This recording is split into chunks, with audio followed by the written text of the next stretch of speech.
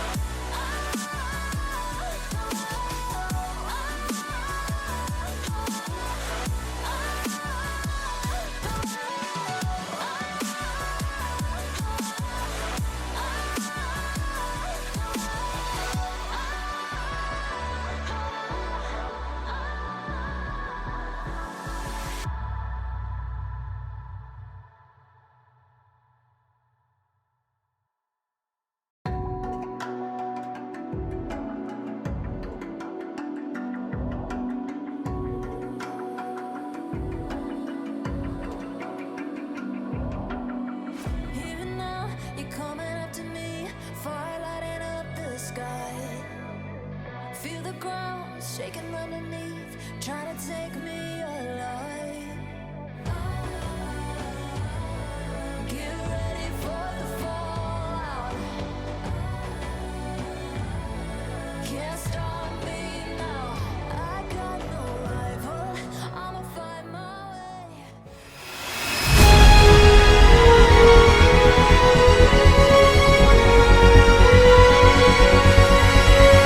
They have done it! They're Frost Esports champions!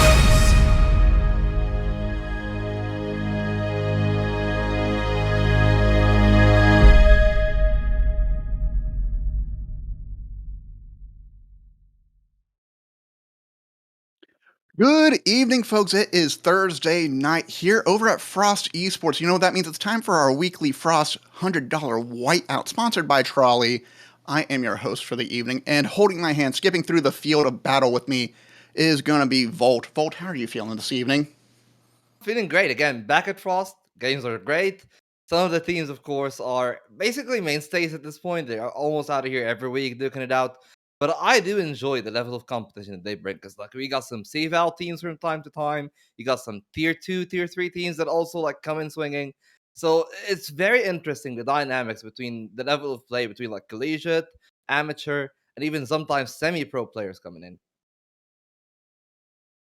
I'd have to agree. Just looking at some of these players on the field right now, we're going to have Neons versus UWF Midnight coming up next. And they both had a pretty tough fight coming in. They were facing off, Neons were facing off against Caldera Esports Red. Meanwhile, UWF Midnight faced off against Brigade, and they were able to hold on. Neons and Caldera, their match went for a while, and I am very curious to see how Neons feels coming into this one. Well, that's a very strong point because fatigue can start to rub in. But, we were talking about teams that were mainstays. Well, Caldera as a whole, in many of their teams, they've been mainstays of the lobby, they've been mainstays of the game. And speaking of the game, we have had it in. It's going to be Haven. And the one thing that is unorthodox that we're seeing is that Midnight are going for that brimstone. Yeah, looking at they currently have a lot of defenders on the field right now. They're running 2 initiators, and then only 1 smoke. So they're debating on the Reyna right now. Meanwhile, we have a controller and 2 initiators set up over on Neon's side as well. very similar setup minus the duelist. It's going to be almost a mirror match in my opinion. I mean, we also do have the Brim and the Omen. That's going to be a bit of a difference, especially on the side of defense. Because I think on attacking is going to be pretty okay. You only smoke once where you execute. You go in, and you don't really have to worry about it that much anymore. But on defense, Omen is just so much better in the sense that he can lock things down. His smokes regenerate, so you don't have to worry about it. And, like for the most part, I'm actually very intrigued to see, as you said, the other part that isn't really mirrored between the two teams, the Reyna and the Jet. Of course, Reyna, very selfish, but if Blas got the game and he can hit the shots today, he's going to be a terror on the server. Let's just hope that he will be, though. That is the hope. And yeah, I'm very excited to see how these folks play, and especially because they're going to. Especially because as we are getting rolling here, we have. It looks like we're going to have Midnight getting ready on for a C push just off rip for the first attack here. And don't look like they have anyone lurking. Actually, correction, they have Killjoy sitting on the back end right now, getting ready to pick off anyone comes out through garage. I'm curious if... I'm curious how they're going to start off the push here. What the first play is going to be. Right now we have Reyna pushing hard, going for the flash. Flashes towards the wall. Garage already smoked off by Brim. You got Omen waiting in the smoke. Goes for a pick, but gets picked off immediately. Breach with the quick snap charge right on default. Brim going for another plan. Is getting set up here. Bomb plan for long. That's all in retreat. And we got Killjoy still going down through the middle. And just... Oh, no, I apologize. That's Sova peeking out of the garage. They're going to go for a retake here. Killjoy waiting in garage. Sees two of them sitting outside. As the fight goes off, Sova picking up 2 picks fairly quickly. And just waiting for another opportunity right now. Placing swarm grenade. Oh, but look at the play, though. They got the nano swarms. They need to find these kills. Sins and Alexis are trying to stick it down. It's only Alexis, and he will be tapped down to the head. So it will be pistol round for the attacking side. And Neons, they had a great start, but it was primarily Alexis. Everybody else not really finding the frags, and especially that's the most important part, the way that they have figured them out from the side of Midnight. Midnight got the in, got the reveal. This allowed the Duca from actually either stopping the plant or staying alive in the backside and being a nuisance. And right now it looks like they're going for a pretty similar push. You got Reyna getting out of window right now. I think Blasi is picking up a Spectre. Bit of a light buy. They are ready to push in. Just waiting for the initial util. Right now, looks like Neons is playing off of C. Just more focused towards getting a bigger push down the middle. You got Jet already going through the window. You got Omen coming out of A long. Killjoy looking to make contact. Gets blinded. And Z-Tay is able to get a pick on Lectura. Jet pushes all the way through spawn. Looking for an opportunity here. Goes back towards window. Omen and Taze waiting outside of spawn. Kind of have Midnight trapped in this moment. Blue Cries is looking for a peek. Doesn't have enough information. Doesn't realize Omen sitting behind the boxes outside of spawn. Just not liking what they're seeing right now with that first initial pick. Yeah, well, they're going to get the Duca, but look at the time that has been elapsed. 45 seconds are left, and they're going to hear all of these audio cues. Now they're going to try to push back. Pistols are doing great work. 35 seconds are left here, Brew. But can they find a site? Because they attack after getting their win. Now on the back foot, and their HP situation is okay. But it seems like they're giving things up. Already seeing a gun being thrown away. It's the last hurrah here towards that ace line.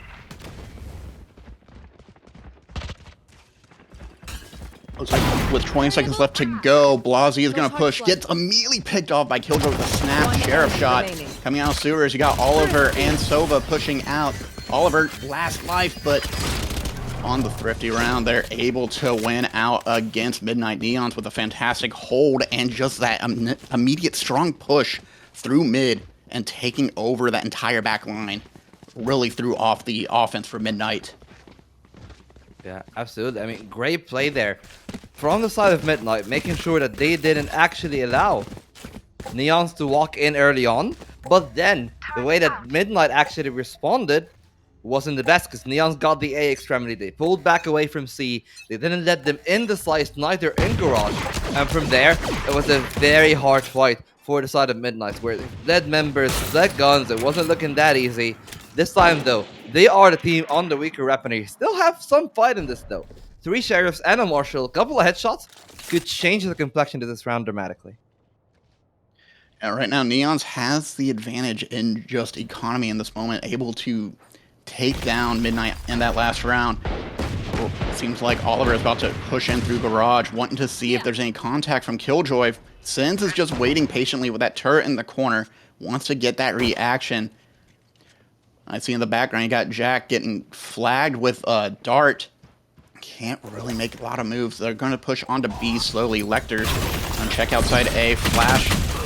Oliver gets lit up by Evans. Contact once again. Exios goes for the breach.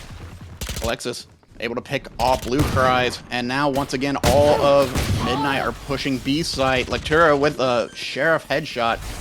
Quick play. They're planting the spike right now. Blasi able to get One enemy remaining. Diduka out of garage. Now playing the center again. Exios flashes out. A quick pick from Alexis. They're going to go ahead and take round 3 in their favor.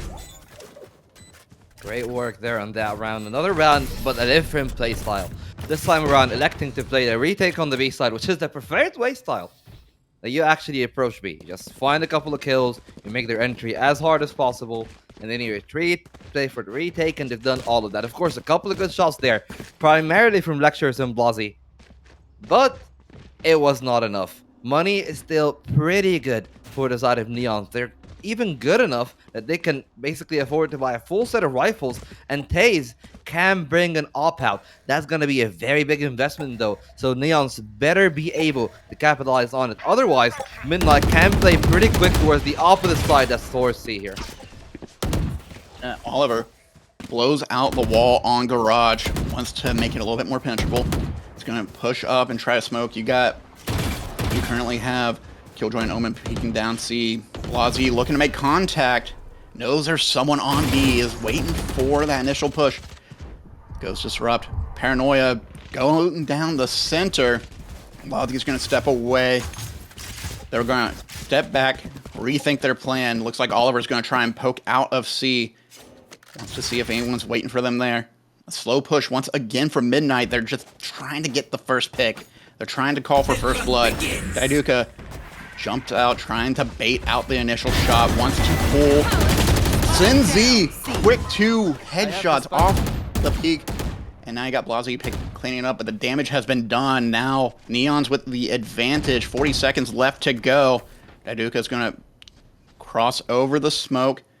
Once again, Midnight has to back down. You got Lectors. It's stepping back into the garage. But look at the spike though. 30 seconds left. They have options. Yeah. You still have options. Diduka, though, patient pays off. Gets Blasi on the lone flank going down long. Now, Jax and Killjoy pushing up through the garage. Same side. Sova Dart from Alexis. One enemy remaining. But they can't get around. Diduka gets Omen. Gets Jax. And Lectors. And we get some revenge. Lectors. 1v2 situation still possible. Jet's way too far gone, but that shock dart by Alexis gonna give them another round in their favor. Well, still great play from Neon as a whole. Still locking things down. Midnight, again, unable to cope with the kind of push and pull that Midnight are pulling out of this one, or Neon, sorry, are pulling out of this one. Using the op, pinning down lobby has been paramount here, and that's one of the weird things that a lot of teams prefer to contest lobby early on. You have the utility, you can't just use a Sova Dart and a couple of your pieces of utility that will come back with time, like that fault line, to get control of A. But they've been abandoned, they've forsaken the A side of play, and this means that for the opposing side, here for Team Neon, they know that it has to be B or C, so we get good control on A, and then the rotations has been quick, has been precise. They put themselves in a good spot. Like, you look at that Omen right here. The Diduka's in a great position in lobby if they want to push back, but they're going to commit to B, but already 3 players are impressive. And Blasi able to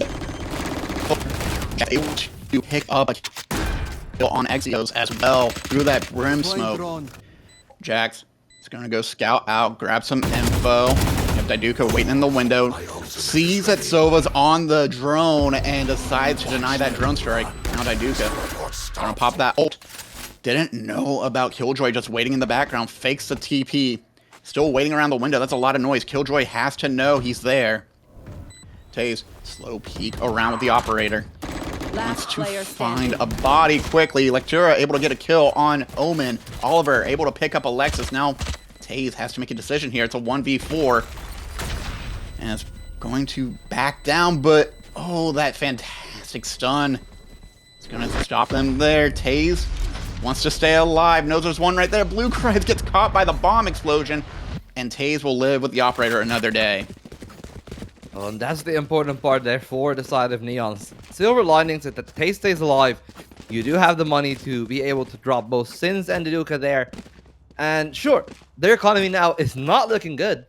They still have another buy, and they can try to switch up their playstyle. Speaking of switching things up, Midnight were able to just pick up the pace in B, clear out the utility with that shock dart. It's going to be a very important factor here, is that you cannot condition the opponent to the positioning of your utility, which is why Sins actually spaced out the nano swarm slightly, and with that they do actually have some ability to fight it off, because none of that utility has been broken down by both of these shock darts. Movement is quick though from the side of Midnight. They're trying to make a move, but Neon have already pulled the rotations. Neon's already moving over to C, watching from spawn. Have plenty of util on B, but right now that push through garage, a lot of smoke. Taze can't really see through the entire clearing. Able to get a pick on Brim while planting. Blasi taken down, and that ult pops off from Exios. And a quick win for the defenders here. Just, like you said, very, very snappy rotations. Able to immediately refocus, prioritize, and just take over quickly before Midnight can do anything about it.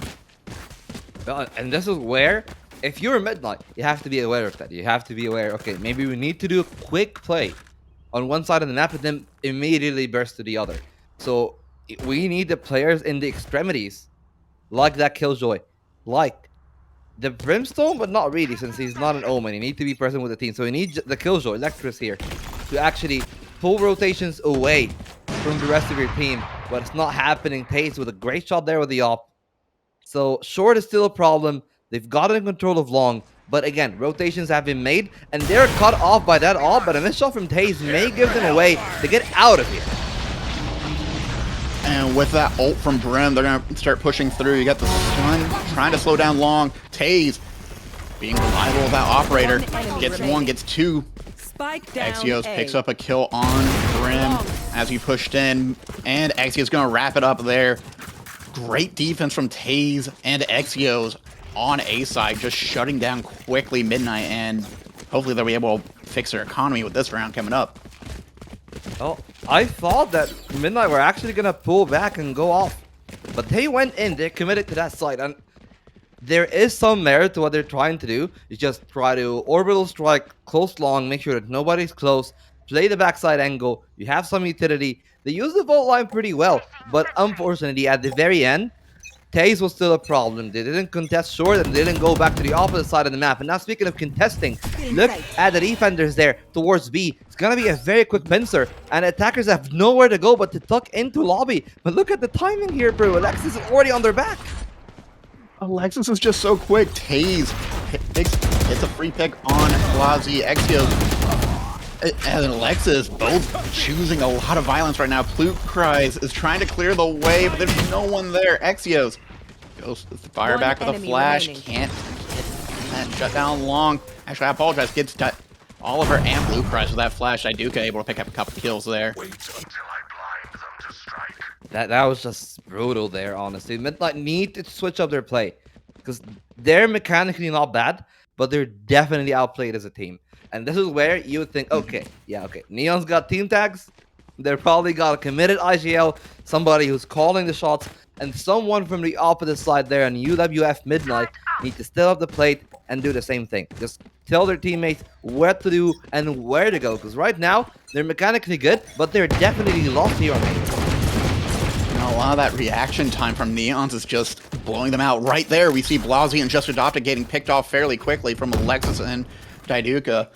Instead, they're going to call themselves off. We got Brim and Breach sitting in the window. Killjoy's peeking long, trying to see if they can get some kind of free pick, hoping that Sheriff will come in clutch.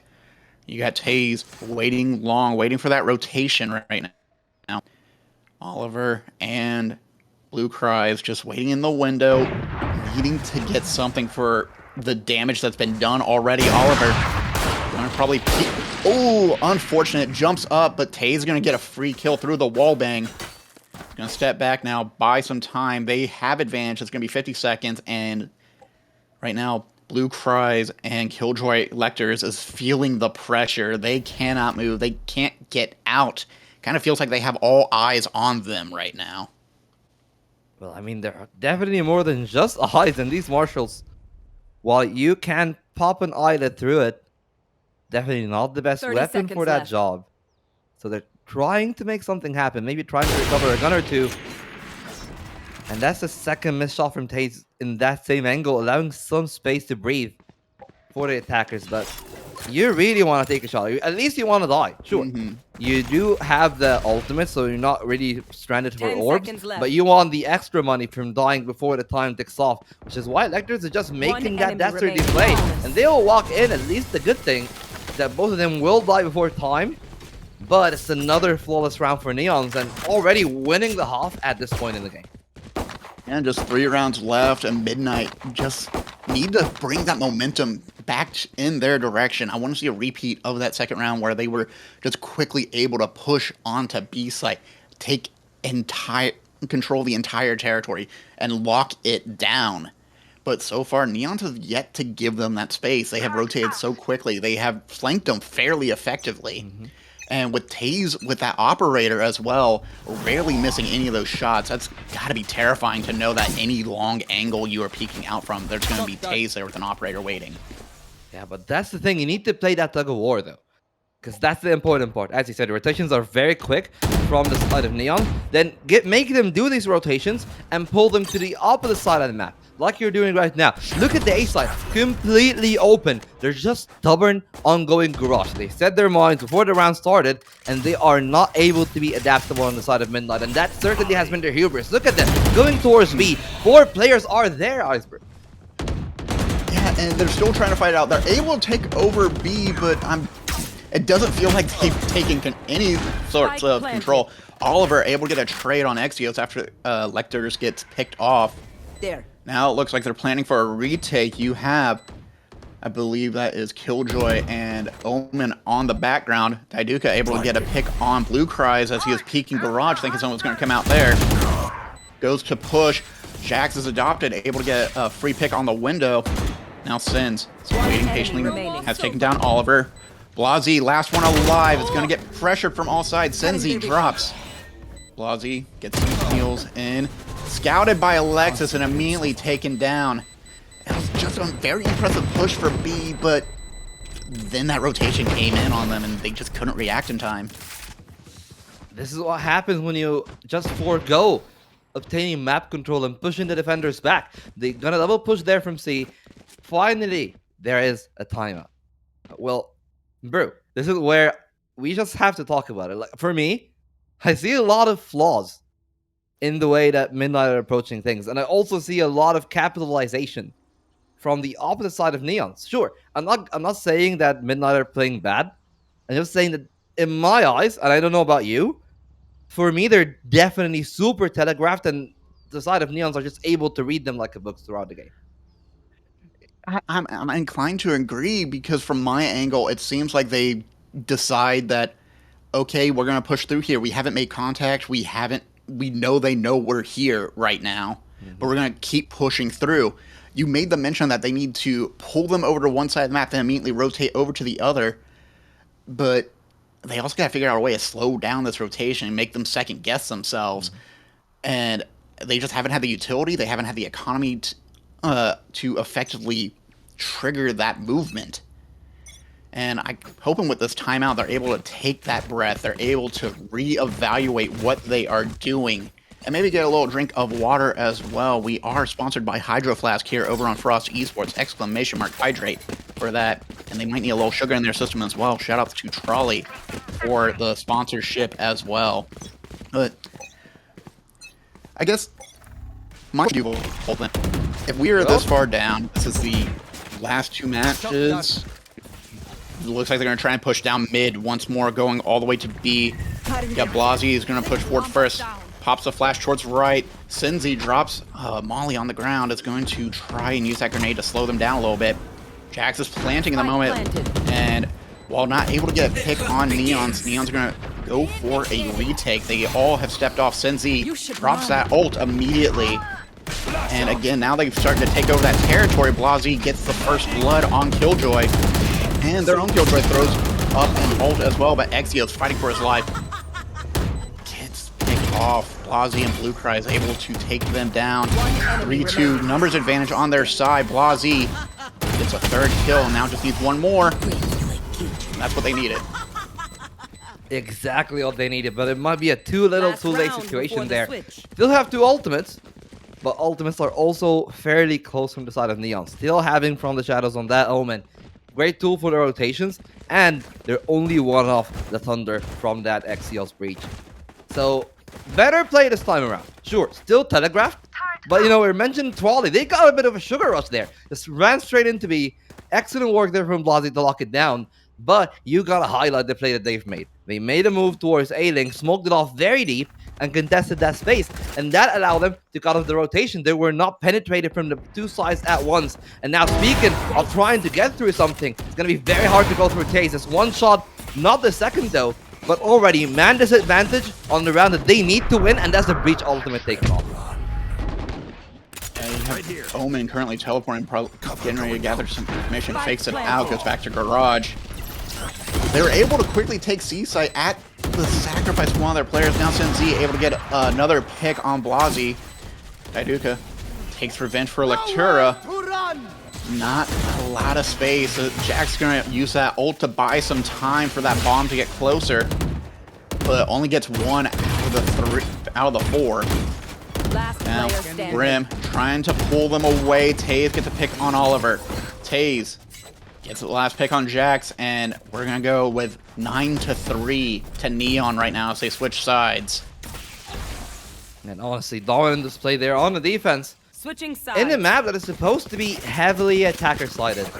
So, this is not looking too good for the side of Midnight, but again, maybe they are better suited to that defensive side, and this is something that we'll have to see. So far, Blazy's been doing good.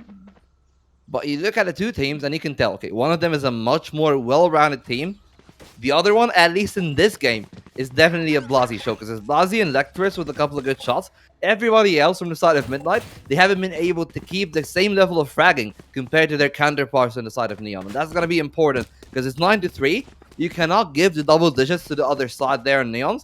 So a pistol round is paramount, and their defense is looking rather weak, especially in that A side. And right now, it looks like Neon's going to take a page out of Midnight's playbook and push mid. Taze, very quick, but it's going to get picked off by Bluecry on first contact. Bluecry picks up a 2nd pick. Lectura goes for the 3rd off of Alexis. Ooh, Sinzi tried to step back to buy some time. Neons will be dropping in pistol round, but a very impressive push from Midnight just to go straight, just to fight off against that middle push. So quick from Neons, but very quickly shut down. Great job there from Bluecry. Speaking of stepping up, he has definitely stepped up in that pistol. But now the mission still continues. Spike was not planted. So that actually gives a lot of hope for the side of Midnight here. The Force might come in, but you look at it, it's not the best really. I mean, anything more than a Frenzy or a Shorty or maybe even a Ghost if you got one of these kills. It's just draining your economy. That means that Alexis and Sins will both come in with light armor on the bonus round. And already, Lectra's doing good work. That is actually a great start for them now. Taking off the Omen, taking off the smokes. Their attack is going to be much weaker. And they're progressing at a very slow pace. But they picked the correct side. The A side is open. They're playing full retake on it. But the rotations has come in. Oliver is there. And Bluecry is also pretty close in that B side. And now Ram immediately goes for Heaven. He's going to try and slow them down, try to prevent that plant, but Exio's going to wallbang that kill on Heaven. Jax getting info, knows where most of the people are for the moment. Going to be slowed down as that breach breaks down and slows down the retake from Midnight. Jax scouting out ahead. Lectors tries to wallbang through the box. I don't think that actually with the Bulldog at least. Never mind, I have been proven wrong immediately. Alexis fights for their life, but in the end, Jax is adopted just a bit quicker due to the Spectre rate of fire. And so far, pretty strong start for the defending side for Midnight. I like how they're playing compared to the first showing we saw on the attacker side. Definitely. That attacking side, it didn't look good. But you can tell that the things that were problems on the attack, they're the same on defense, and they're actually merits to them now. They know how to hold, they play good together, and when they decide to make something, they do it. When they decide, you know what, we're going to play strong at C, and we want to hold garage, and we want to hold that C-long area, they do it, they commit the proper resources to it, and they don't second-guess themselves, which is a great thing. That's what we've seen at that retake. They're also able to do something like that. But now, again, the weakness is still present. A-Slide is pretty open. If they make a quick play for it here on the attack, it's going to be very hard to stop it with a couple of shares. And I know we've said that A-Side's fairly open, but I think that's actually just showing the trust Midnight have on Jax's adopted just to hold it down and slow them down. Now look as Neons have rotated back and are preparing to push garage. You have Jet, I believe, is waiting to see if there's any movement inside. Goes inside, flash, lets him entry, gets rid of the turret, but they have stepped back. Lecter can't find that little piece of a body just to cause some damage. Right now, waiting in window. Killjoy checking the flank. Omen's going to keep pushing onto A. The entire time, he's just been pushing very, very slowly up the sewers, and is going to check window. Doesn't know if they are playing more on C since they made contact in garage. At least tried to pull them towards that direction. Look for an opportunity right now, Daiduka. Jax heading Heaven. Right here. Gonna try and play it out. Going for the plant. Exios. Spike planted. Unfortunately, Jax wasn't able to slow them down. As everyone's in position now, Neon's playing for a retake. Or I apologize, Midnight playing for a retake. Exio's gonna wait in hell. Is gonna take an opportunity to flash out. Daiduka gets stunned. Mollied immediately. Three stacking out. You got Blasi and Heaven fighting to give Overwatch. Oliver. Ventura gets another. Jax helps out. Takes down Senzi. You have one more left on the field. Just waiting long for Alexis. Can't slow it down. Can't get a pick. That's exactly what you expect out of that situation from the side of Midnight. Clear retakes. They clearly have a game plan. And as he said, they trusted the retakes. And so far, in the first 3 rounds, definitely been to their favor. Utility, sure, wasn't the best for them, but they were able to make do with what they had. Shock darts, and as he said, the stun and molly combo did a lot of damage to the members of Neons, who had a couple of casualties just because they were forced to get out of their positions by the utility used by the side of Midnight. And now Midnight still playing in the exact same style. And we were praising Neons for how adaptable they are in their defense. They need to start adapting to what's happening from the side of Midnight's defense right now. And they're still trying to do some plays. Like you can tell, pushing garage, trying to go back to lobby. But maybe the A side is not the correct call after all, because the retake has been impeccable. So they might try B or C for this round. And so far, their eyesights are here towards garage. But Lecter is going to say, shoo away, one in their head, towards their eyes. And that's already man advantage for the side of Midnight, who again are giving up that A side. So it's another retake. This time though, weapons are weaker, and man advantage is for Midnight. Yeah, Senzi is trying to push through, but will get team flashed sadly by their own squad mate there. Instead, Exio's going to plant. Jax was waiting for them, let everyone knew that they pushed through A, and that first pick for Electira has to hurt them a lot as Jax is running out of heaven at the moment. Lectors trying to see if they can get another pick. Slowly pushing forward, but that's a big stun from Breach. Sends it forward. Senzi gets dropped by Blasi. Oliver gets a drop on Alexis. Blasi looking to take over. You got Daigura trying to fight for their life, but unfortunately can't outmatch a Vandal, especially in the smoke. Getting pretty close here, bro. What started off as a 9-3 is now in 9-7, 4 rounds straight for that defender side there. Great work so far from Midnight on their defense. And now the task is up to Neon. They've already gotten their great start. They already got a great first half. Will that be just a minor setback, or will it be a greater theme that both teams defaulted to Haven and neither of them are really good at attacking? Because we're seeing bad post plans from the side of Neon. Like, their post plan setup isn't the best. And the opposite side, we've seen a slow attack. So they're both weak in attack, but in different parts of the game. Now, game plan has switched, but that means Oliver gets another one to that smoke. And that's definitely a setback at this one. Pave has to be frustrated. They got picked off through the smoke by Oliver. Now, resetting over to the garage. Seems like Neons are also planning to push through as well. They have Daiduka's smoke in the window of garage. Gonna slowly push forward. Lectors waiting and willing with that grenade. Just wants to hear if someone pushes through. Wants to see that initial flash. Drops the molly. Sends it right towards the door. They have to immediately reevaluate and plan again. Daiduka throws a flash towards site. Throws a smoke towards site, has a flash in hand, getting ready to push through garage, is debating on it. Exios uses that ult to push through. It's going to try and take over B. Pushes through to C-Link, but gets picked off by Blue Cries, who was just waiting behind him. Now Blue Cries 30 seconds is going to left. push up through the window, but Neons have taken over C-Side. They're at advantage in the moment. Alexis and Lectors are going to step back. Or not Lectors, I apologize. The Neon's Killjoy is going to step back. Daiduka waiting to see if there's any more sound. Takes down Jax is adopted. Drone. Jax is going to peek long. Sins is waiting. Alexis waiting to see if there's another sound coming forward. Jax throws a shock dart on. It's going to try to get rid of any leftover mollies, but I think this round might go to Neons. They played this fairly well. They were able to take over C-Site fairly quickly. Jax is adopted, waiting for contact. Shock Dart's going to go save instead. Decides to retreat back. Recognizes they have at least the economy on their side as the next match begins, but Neon's able to find that momentum swing back in their favor. Well, it definitely took a while, though. 4 rounds back-to-back for the side of it. Like, before they suffered their first defeat, they definitely closed in the gap. And this is where they need to deliver the coup de grace for the side of Neons.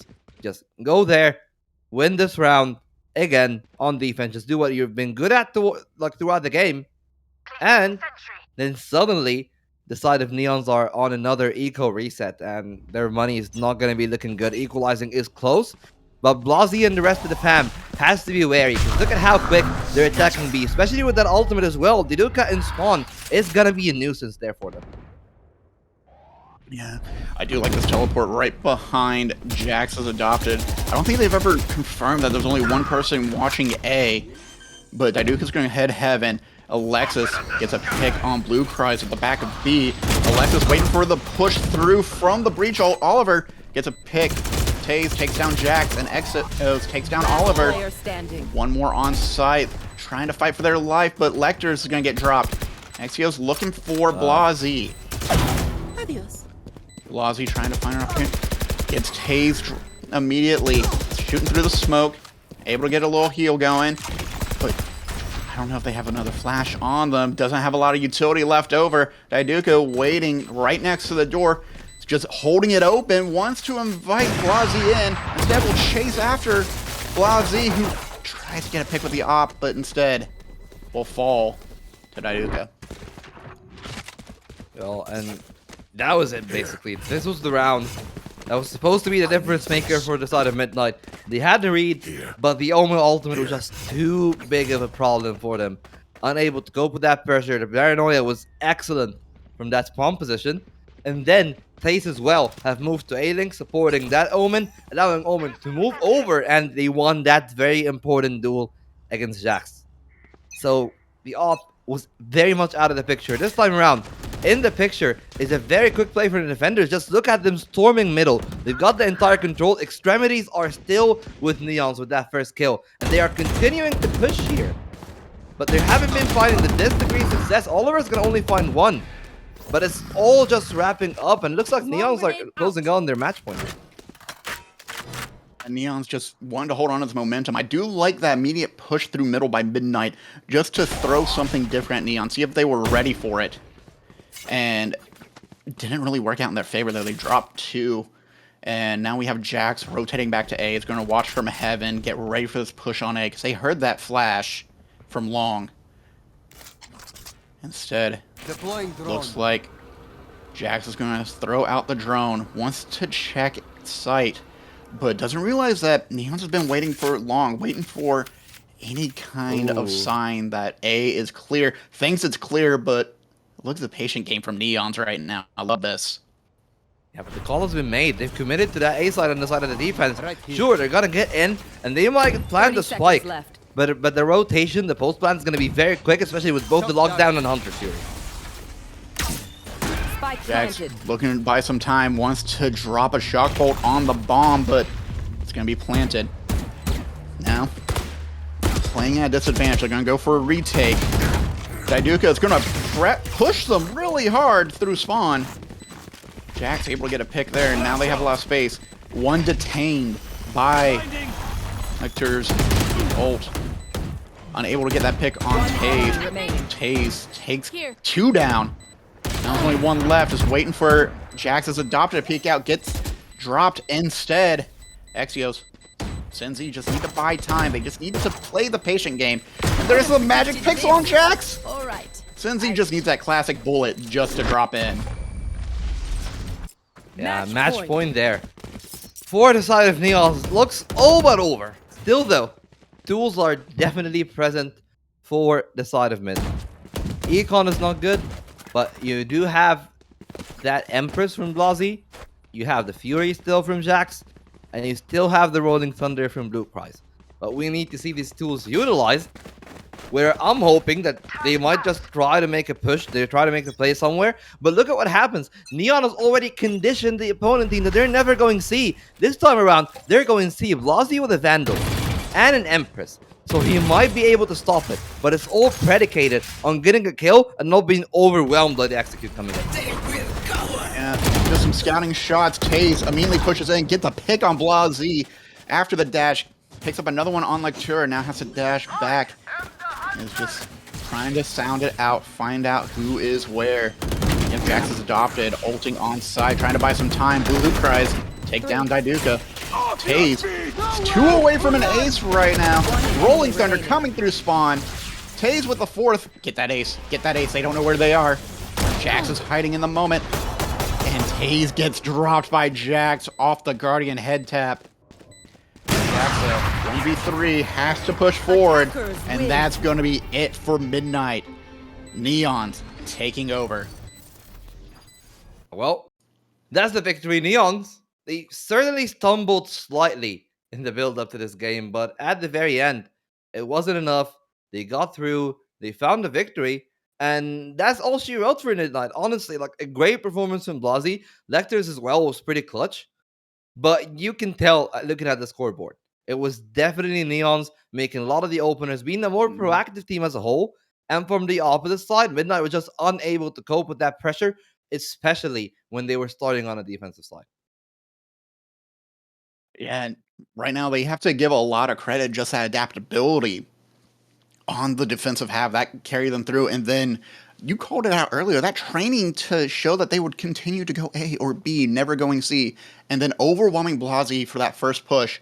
Taze immediately picking up a second pick off of spawn as they were rotating out. Just a fantastic work from Neons, and scoreboard shows Neon's just much more adaptable overall. And with that, they will be heading off to grand finals. They will be facing off against MimicGG coming up next. Thank you folks for sticking around. We'll be back in just a few short moments for the next round.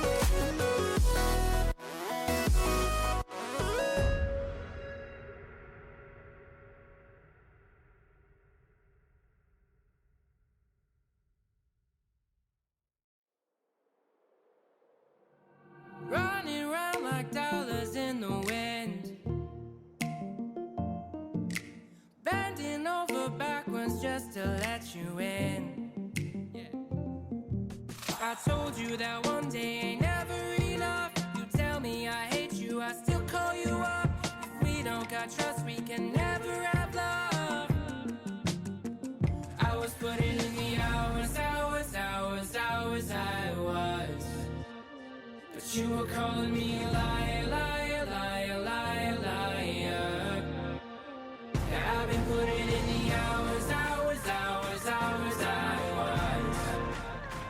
And it's coming down to now and now and now and now and never. I was putting in the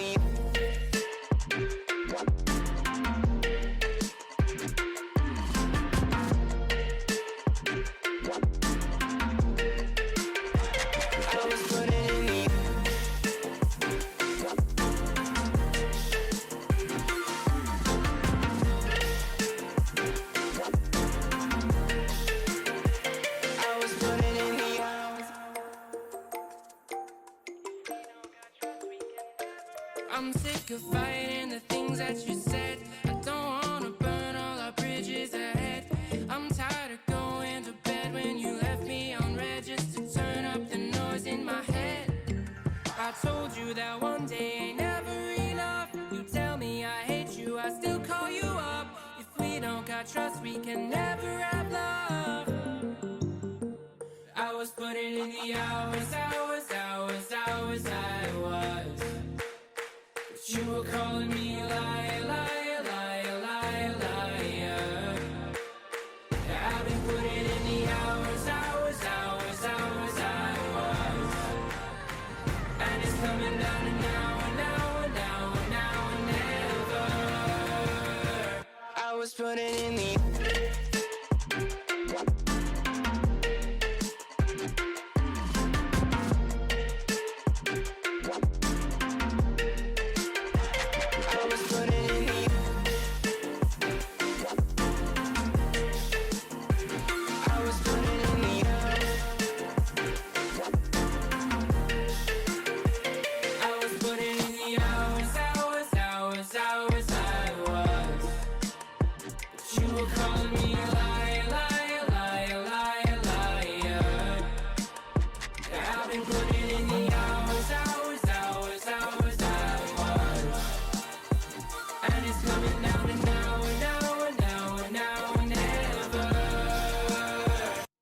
putting in.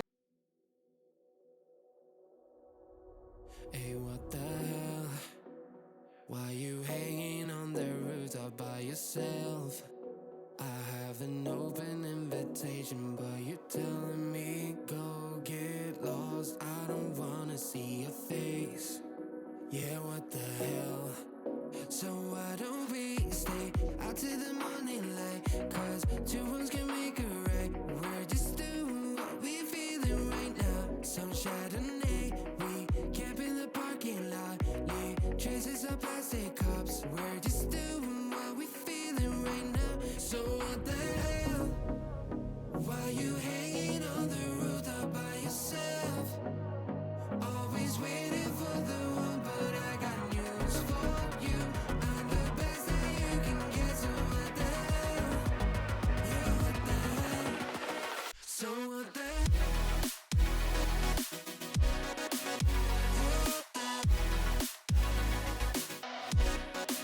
So what the hell? What are you waiting for now? And what the hell? You're pretending that you like somebody else. Like you got boys waiting in line to take you home. But tell the truth, you spend the night alone. Let's be alone. So why don't we stay out till the morning light? Cause two wrongs can make a right. We're just doing what we feeling right now. So what the hell? Why you hanging on the rooftop by yourself? Always waiting for the one, but I got news for you. I'm the best that you can get, so what the hell? Yeah, what the hell? Are you waiting for? So what the hell?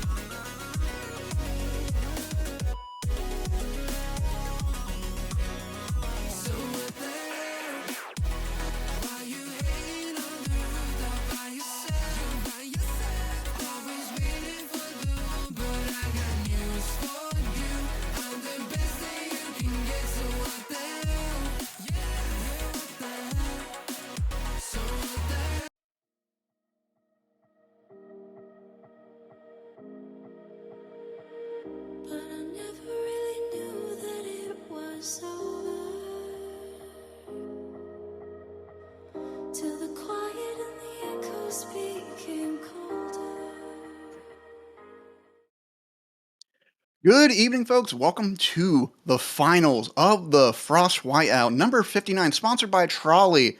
I'm your host, Ice Cold Brew, and joining me in the commentary booth, skipping me down the fields of battle, is Edgy Cautious. Edgy, Yeah. how'd you doing? Well, I'm doing pretty good. I'm sorry I wasn't there for the semifinals. Heard that was a pretty intense game, pretty quick too. But now we're gonna have to go into a best of 3 here on Ascent and Haven and Lotus. Starting off with Ascent, we're gonna find out what is gonna be picked here. Now, Ice Cold Brew. I know you're drinking some cold brew. I gotta wonder, how are you feeling about these guys? You know, you watched one team here. Which team did you see really just showcase themselves this day or this weekly?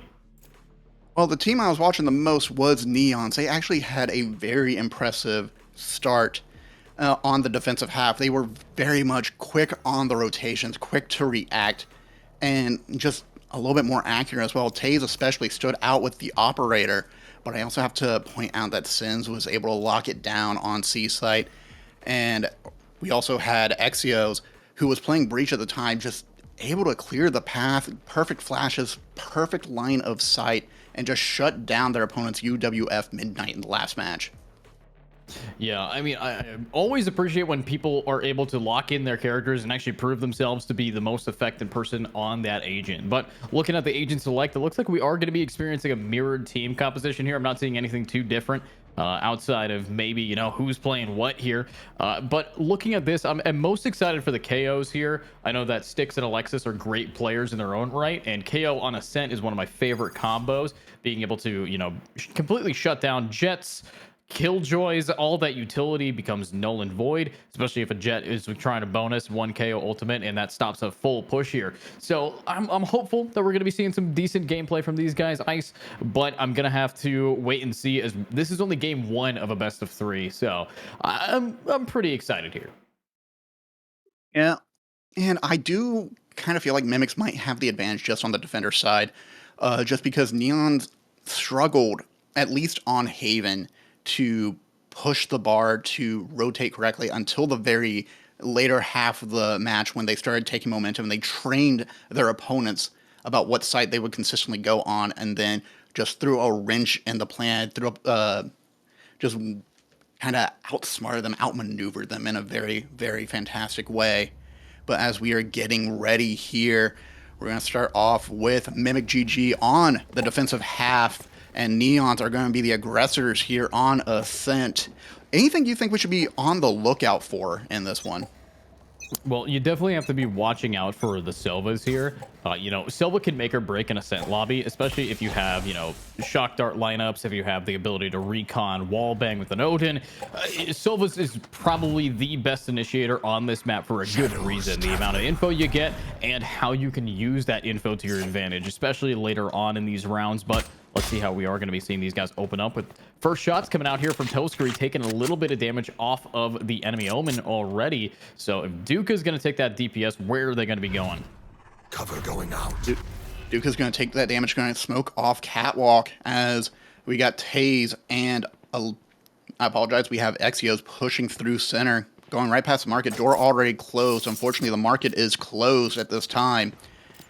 We have Diduka and Senzi are going to go through B main along with the help from Alexis. They're getting ready to push through. First explosion coming out the door. Phalanx gets picked, dodges the flash. Senzi takes down Osu, but Phalanx is going to get a pick on Taze. Now holding on to site by themselves as the rest of the MimicGG are coming in. Exios pushing through the smoke, gets a pick on Toskari, takes down KO. Exios, fantastic start on this pistol round. Yeah, great start, but it's already down to just one player. The Omen with 1 HP, wall banging, and that is a triple kill down for the Silva. So already off to a great start there, and proceeding to do a lot of damage for this team. So I like what we just saw from Neons. As you pointed out, in the semifinals, they blitzed through that previous team, and now they're looking to do it again. I mean, looking at that pregame lobby, they were talking a lot of smack. They were saying, let's end this quick. FFRR, we're ready to go. And now we're in the game, and I think Neon is really showing themselves up here with that amazing entry and attack damage. I mean, that triple kill with the classic alone is something to just marvel at there from Exios. And it's going to give them that advantage as well with the economy. We already have Exios, Alexis, and Senzi buying Vandals for the second round. just looking to cause as much havoc and damage against MimicGG. Taze is going to push forward slowly. There's that one-way smoke from MimicGG's Omen. And he is looking for a chance here, wants to bring it around. Toscri is waiting, anticipating someone going up boost. Has the dash, but Taze just reacts a little bit quicker. Daddy Salsis able to get that pick out of tree. And now the rest of Neons are going to push through. Taze takes down Daddy Sour. A little bit sour after that play. Last player standing. Door shut down as Usu drops. Yeah, I mean, now it's down to just one player left, Styx here, and unfortunately, Styx, he's not really using too much to try to take this back, as that is Alexis just doing a decent job to get a KO diff through a wall, through his head, and that's going to set the attackers up here. But I will point out, defense did a decent job at doing some damage, but if you are able to just chip away at some of the economy that you're seeing this team build up, you might have a better time to bonus here. And looking like this, it is not a bonus round. I mean, these guys are just full buying. They're putting all their money where their mouth is. It is rifle versus rifle early on in this game on round 3. So Ice, looking at this, you know, this is not going to be easy for the defense. It really isn't. They have to play smart and they have to be able to anticipate the push. Right now, it seems like all of Neons are stacking up on B, able to avoid the knife from KO. Taze gets hit by that turret, and instead they're going to try to move forward anyway. They're going to continue to push through. You got Osu watching that angle, waiting for the first sign of utility. I see that we have a couple Felix's mollies on the floor as well. Sova pops a recon bolt, but smokes off Osu, who's hiding in the smoke. Going to use that recon bolt just to get contact. Sin Z drops, pushes forward. Taze dodges the shock dart and gets Felix on site. They're able to take control here, but MimicGG's all over him right now. Yeah, they're all over him, and unfortunately, it's all over for a lot of these players, but Taze is still standing, 2 HP in a dream. Might actually get wallbanged here, but manages to juke and find Styx, who is reloading, but does not find the kill. The bomb, however, will go down. Duca is blind as a bat, but he's okay. He's alive. He's standing, but I don't know how much longer that's going to be, but he gets one. Can he get the second to win down the round? I mean, it's Omen versus Omen. Classic. Classic. Oh. Free gun, by the way, just right clicks his way right through that. And that is going to be round 3, moving on into the hands of MimicGG. And right now, Daddy Saurosis was just needed the pistol all that he needed just because he could react a little bit quicker. And that burst shot, a bit unusual for me. I typically see people fire one shot at a time, but that's confidence from Daddy Saurosis and shows on the leaderboard as well. Close range, you got to use the right click with the classic. That's the whole point of it. You know, you can't go wrong, especially at the higher ranks. It's something that you don't notice until you're in the game with some of these pro players. Their classics do not shoot the same as yours. It does not matter how good of a player you are. The second it gets into an actual like public tournament, the classics just completely get a balance change. They just become the best gun in the game. So, you know, right click classic, we saw that pistol round with Exios, and then we saw it again with Mimic being able to clean it up there. So I'm a hopeful guy to see more of that kind of classic play. But now we're in round 4 here, Ice, and we're already seeing an ultimate to try to get info.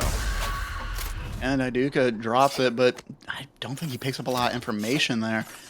Right now, it looks like all of MimicGG are getting ready to go over to A. You have Osu just kind of deciding right now, just sitting in spawn, checking down the mid lane, but not really making a decision. Now you have Daddy Sauros stepping back. A lot of patience coming between these squads. Iduka is waiting for some kind of sign. Toscri wants to see some sort of movement, something to trigger that full rotation from MimicGG, and it seems like Osu's going to step back to B, thinking that they might be rotating out, and that's the trigger. Toscri flash, they're pushing on the site. Alexis in the smoke, can't find a pick. Toscri couldn't find anyone. Styx drops, Dower Salsis drops as well. All 5 men on A site as Osu and John, I apologize, Styx try to push back. Osu gets dropped by Daduka with that judge. Powerful gun in the game. Well, Judge is a great weapon. Better in the hands of Phalanx there. Gonna grab that pick on a D1, but pulling your knife out. Come on, man. You know that there's 5 people on that site. They're gonna be around the corner. I mean, right now, what we're seeing from MimicGG is a little bit of a throw. I'm seeing just an inability to aim from Toascree today.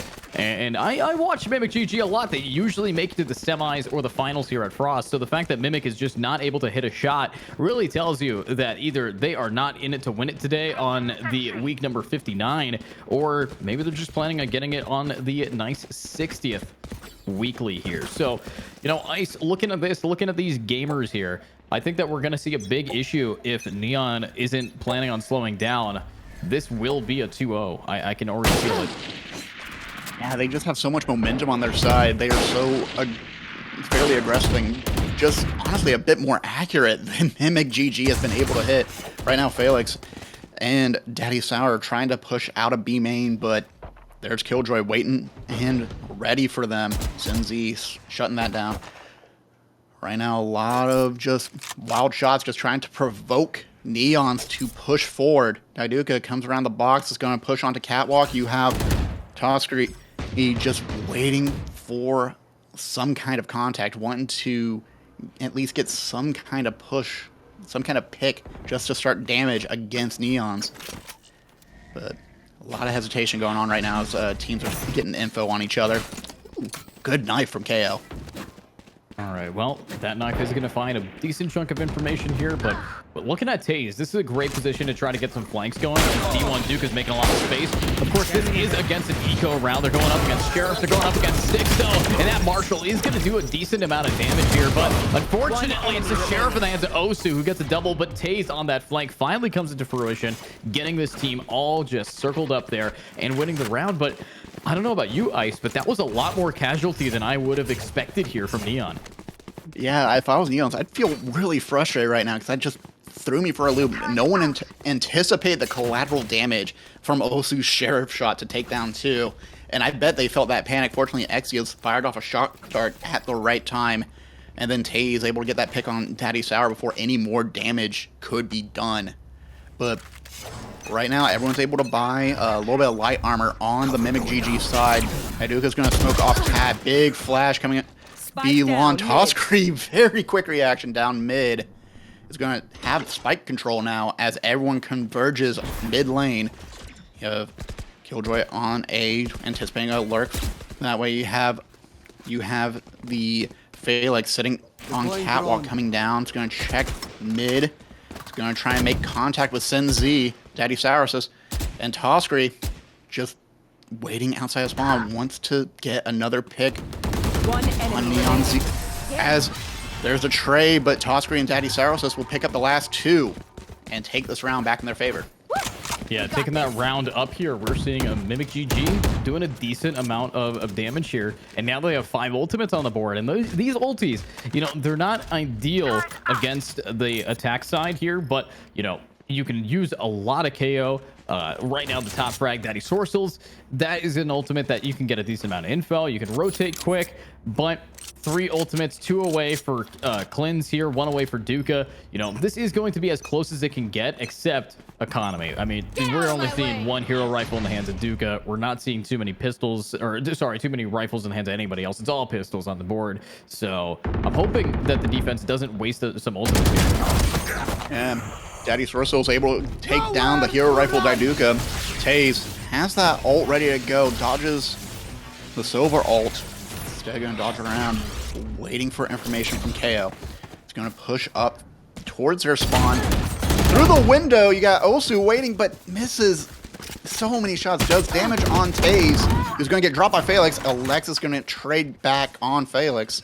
Now Stick pushing through center. Tries to get Exios, but Exios is a little bit quicker and a little bit more accurate. Going up towards A. Only 1 left. Toskry is going to try and bring this back in their favor. Trying to keep this momentum. Dropped by Exios, who picks up a 3K. That was a thrifty round. I mean, you had one person walk in there with a rifle, but aside from that, they came in with pistols. They used a few ultimates though. Taze popped the Blade Storm, but Taze wasn't able to get that many frags to the Blade Storm. So it really came down to Exios here, who with using the Hunter's Fury, it did no damage, but then they popped off with the damage regardless. They got a gun dropped from them. I remember that we saw Duka give his weapon to Taze. Taze gave that weapon to Exios, and now we're seeing them just have a decent chance at survival, even with not that much. And now we're gonna have to see if that can be mirrored by the defenders here, as MimicGG is rocking with no cash, no breaks. A quick push onto A site. It's going to try and continue to push forward. Goes to clear sight. Door not closed yet. There's people hanging on outside. Duka able to get a pick on sticks.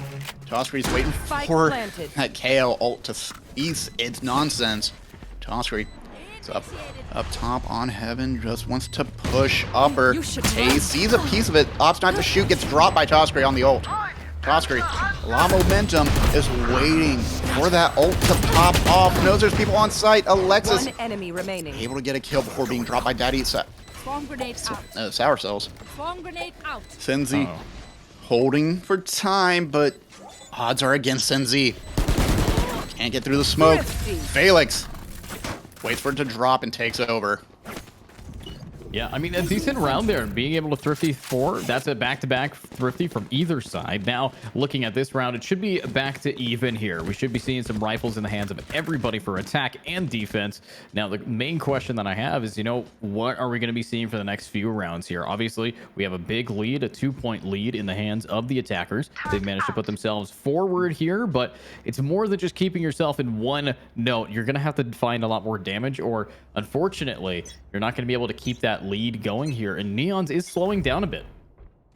Yeah, they are slowing down, but I do think they have the odds of whenever they are stacked up with each other and they just push one entry point all together and deny retakes from MimicGG, they can take over. Toskry and Duka both taking a pick each, dropping it back down to a 4v4. Taze is pushed forward. Toskry drops Duka. Taze can't finish the kill as Toskry's hiding behind the wall. Gets a smoke. Senzi is able to take down Toskry instead. Fortunate flash from Daddy Sour Cells.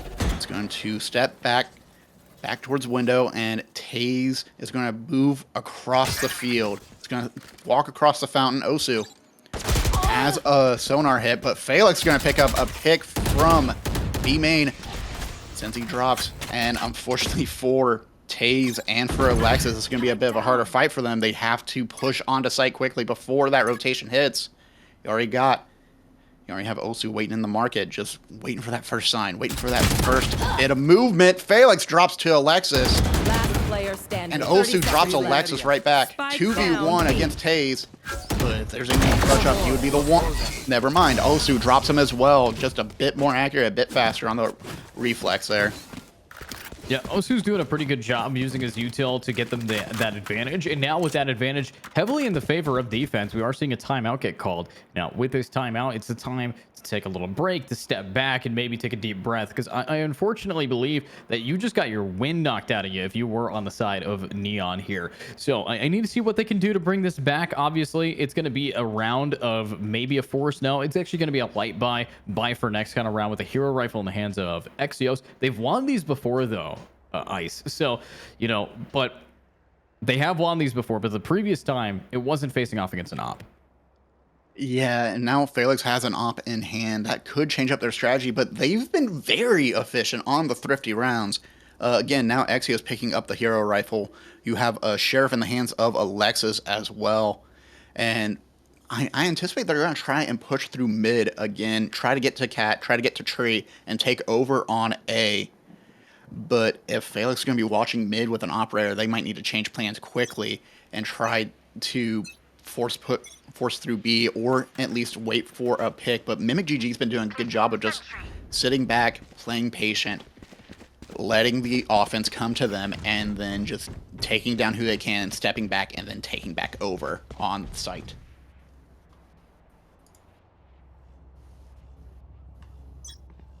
In the meantime, though, All right. in the meantime, Taze is going to boost up high. It's going to go through the smoke. You have that KO knife just to get a little bit of information. Daddy Cyrasil's waiting in wine. Wants to pick up a nice vintage on the way. Sticks. It's currently suppressed at the moment. Daddy Cyrasil is going to look for a blind. There's a lot there. Can't get around the grenade. Taze drops Daddy Cyrasil's.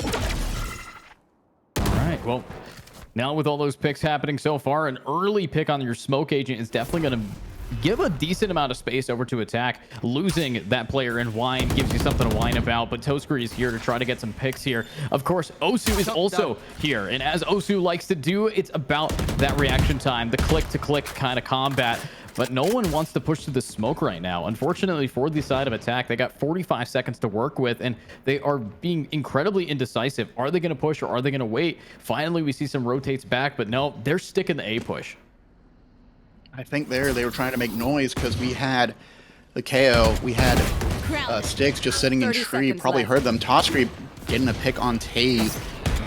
Bringing this back down to a 4v4. Gets suppressed. Trying to get around. Drops Alexis. Looking for another pick. Osu takes down Duka. Now Exios and Senzi, last one's alive, have to make a decision, but Toskri's going to make it for them, get that pick. And now Senzi, last one alive, is going to get pushed by Osu, by Sticks. Senzi drops Osu, and that's a lot of damage against MimicGG. I don't think they wanted two people falter in this save round. Yeah, I mean, they got one pick. They had an amazing job taking out the control agent for the side of MimicGG, and then they kind of mimicked what that player was doing and being out of position and out of time, and that is what they chose to do by committing to A. And if you commit to A, it's going to be a bad time, especially when you had so many players rotate and not enough noise being made for, you know, a reason for them to get off. So you're going up against a mountain here, and if you're going to climb that mountain, you're going to have to get some nice gear with you, and these guys just kind of put their eggs in the wrong basket. But here's the thing, Neon is okay with getting this tied 5-5, as that was an eco round. That was a decent job, but I need to see something more from them. I need to see what they can do. Exios is slowing down and getting kills. Taze has slowed down and getting kills. We just need these guys to get back in that momentum for them if they want to be taking this half, as there's only 2 rounds remaining. Yeah, and right now they're going to go with the slow push. They're all 4 of them are waiting outside of mid link. They know Killjoy is nearby. Senzi with that alarm bot is going to try and get around the corner. Toskri and Daddy Cyrasil's pushing forward. Spike down mid. Senzi able to get one, but unfortunately Sticks was waiting for that lurk, waiting for that pick to come around. Wasn't able to save Cyrasil's. Toskri has advantage, pushes forward, and I don't know if Duka heard Toskri drop down middle. Instead, it's going to go for a wide peek. Gets Toskri immediately and leaves a lot of open space now. Facing off against KO. Let's get it. Sticks. Sticks can't hit Duka. Instead, goes for the suppression with the knife just to slow him down a little 30 bit. seconds left. Yeah, and they are slowed down quite a bit. With only 30 seconds on the clock, they have to push right into Osu here, who has been the iron wall of the B point. And unfortunately, though, they're actually going to just keep walking away. And Phalanx whiffing an op shot is not going to connect the dots and get the pick down onto one of those players, leaving only 15 seconds to work with. But they have more than enough time to close the door and plant a bomb. And this is fully in control of the side of Neons here. So, I don't know. This could be anybody's game. But so far, Neons has just proven themselves to not whiff as much. And quick fire ult from Exios. Duka's going to pick up Osu, take him down quickly. And I love this rotation quickly to A. They were able to pick up information on where everyone was based on knives and based on what they knew from the teammate. Phalanx able to get a drop on Exios. Now it's Duka on his own, duking it out against Phalanx. Can't find the target, gets dropped immediately. And it's going to go back to Neons. Yeah, this has been a very close second part of this first half. They have really just went back and forth there. They've gotten a decent amount, but you know, it was a 2v4 there.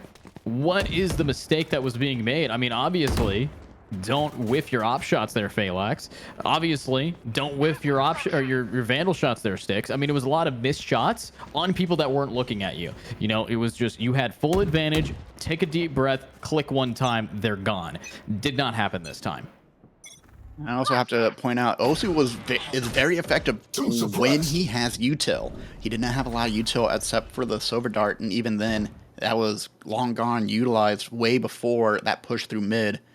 And that cost him that round for MimicGG. Sticks, takes down the knife. Daddy Sourcells. Oh, spicy two taps with the Spike Phantom. down, B.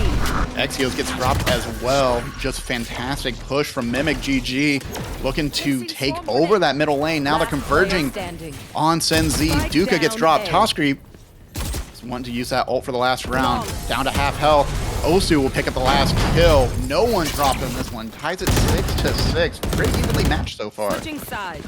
Yeah, 6-6 evenly matched, you know, but we did see, in my opinion, a lot more failure from Mimic, or at least inconsistency. And inconsistency is key in losing games. You know, if you're consistent, you are going to be taking this. So right now, even though we are at a 6-6 score line, I do believe that we are seeing one team just have a little bit more of a better game mechanically anyways. So now moving into that second half, will that change? Will we be seeing, you know, this side of MimicGG just be much better on attack? Because it's a mirrored team composition, right? It can be anybody's game. But I know that Exios is currently the top scorer for the side of these defenders, and now he's on Sova defense, and that is very heavily Ascent sided for him.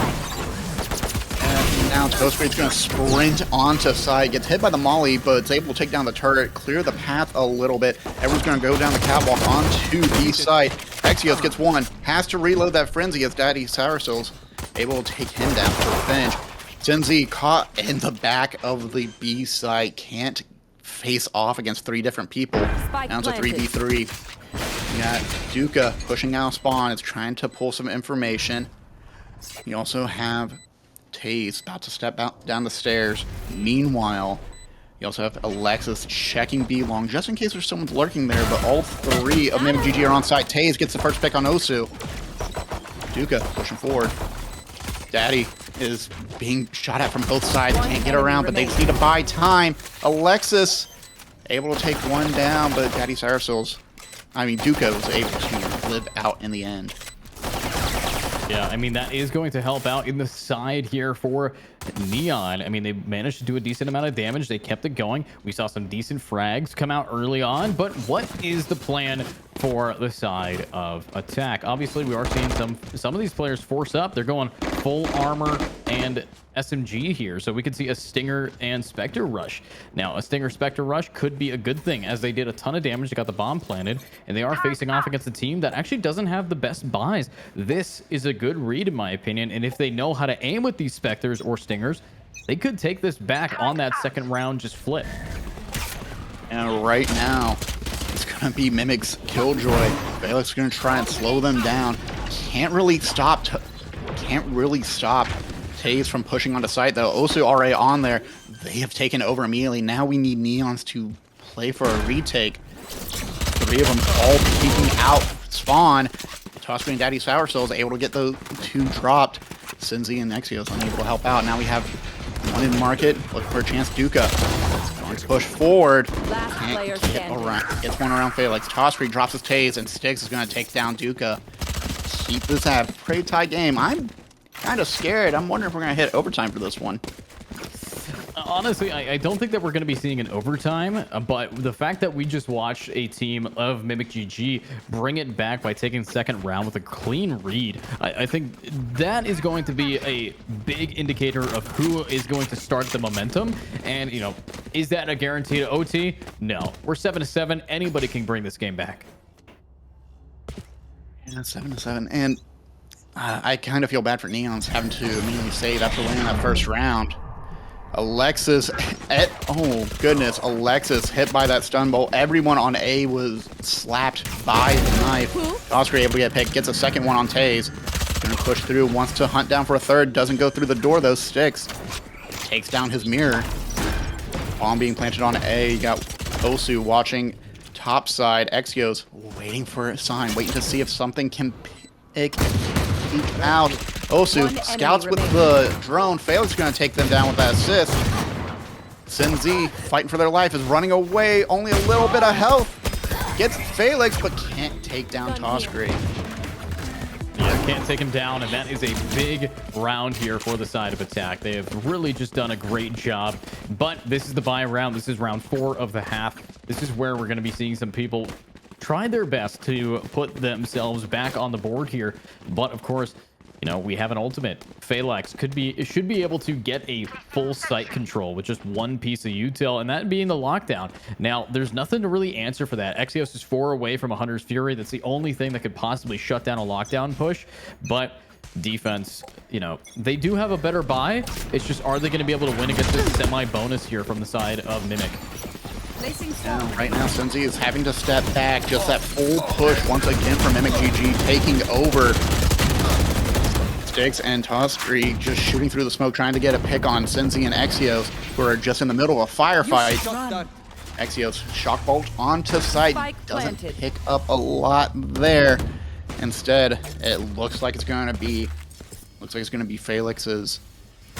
Actually, it's going to hold on to that ult as Senzi is going to try and slow them down by a little bit more time.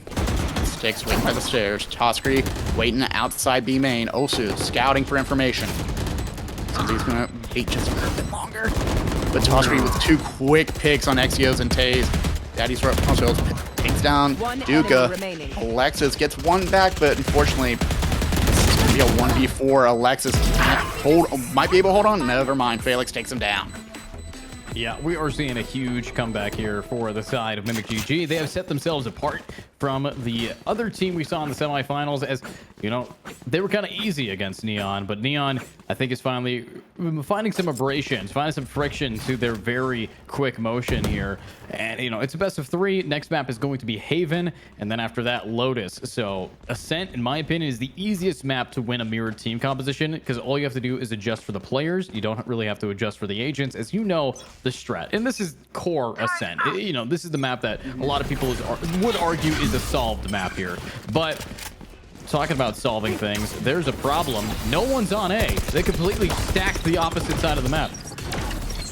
And I think it's because they anticipated such a full push from B onto B, because that's where a lot of MimicGG's match wins have come from. It's just that aggressive push onto B. But now Toscree's holding down Heaven, gets picked off finally by Exios, just on a pistol buy. They were hoping to take over a little bit more with that save round, but unfortunately they're only able to take down Toscree. MimicGG 10 on their favor right now against the 7, just 3 away from winning. Yeah, it was a 6-6 half. Now it's a 10-7. You can tell that MimicGG, they want to take it for a while. I haven't seen them win a Frost Esports event in quite some time here. So to see them come back with such aggression, it definitely makes me a little bit happier to watch this team back in their full strength. Obviously, though, this is just game 1. Haven's right around the corner. Are they going to be able to even secure this? As yes, they have a 3-round lead, but just as fast as you can gain a lead, you can lose a lead. And we're seeing this time them getting aggressive on A yet again.